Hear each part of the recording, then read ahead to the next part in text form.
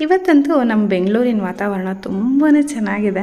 ತೀರಾ ಬಿಸಿಲು ಇಲ್ಲ, ಹಾಗಂತ ತುಂಬ ಮೋಡನೂ ಇಲ್ಲ, ಜೋರು ಮಳೆನೂ ಇಲ್ಲ, ಸಣ್ಣಗೆ ತುಂತುರು ಮಳೆ ಎಷ್ಟು ಚೆನ್ನಾಗಿ ಬರ್ತಾಯಿತ್ತು.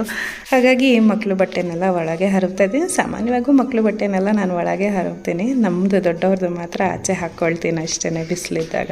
ಇಷ್ಟು ದಿನ ತುಂಬಾ ಬಿಸಿಲಿತ್ತು, ತಡೆಯೋಕ್ಕಾಗದಿರೋ ಅಷ್ಟು ಸೆಕೆ ಆಗ್ತಾಯಿತ್ತು. ಈಗ ಒಂದು 2-3 ದಿನದಿಂದ ತಂಪಾಗಿರೋದ್ರಿಂದ ಇವತ್ತು ಸ್ವಲ್ಪ ಮಳೆ ಕೂಡ ಬರ್ತಿರೋದ್ರಿಂದ ಎಷ್ಟು ಹಿತ ಅನಿಸುತ್ತೆ. ಆಚೆ ಬಂದು ನಿಂತ್ಕೊಳ್ಳೋಕ್ಕೆ ಒಂದು ಖುಷಿ ಅನಿಸುತ್ತೆ. ಇನ್ನು ಮಕ್ಳಿಗಂತೂ ಕೇಳೋದೇ ಬೇಡ, ಫುಲ್ ಖುಷಿ. ಮಳೆ ಬರ್ತಿದೆ ಅಂದರೆ ಸಮನ್ವಿಗಂತೂ ಫುಲ್ ಖುಷಿ. ಪ್ಲೀಸ್ ಹೋಗಿ ಮಳೇಲಿ ಆಟ ಆಡ್ಲಾ ಅಂತ ಕೇಳ್ತಾನೆ ಇದ್ಲು ಬೆಳಗ್ಗೆಯಿಂದ. ಮಳೇಲಿ ನೆನಿಬೇಕಂದ್ರೆ ಮಕ್ಕಳಂತೂ ಏನಾದರೂ ಒಂದು ಎಕ್ಸ್ಕ್ಯೂಸ್ ಹುಡುಕ್ತಾನೆ ಇರ್ತಾರಲ್ವ.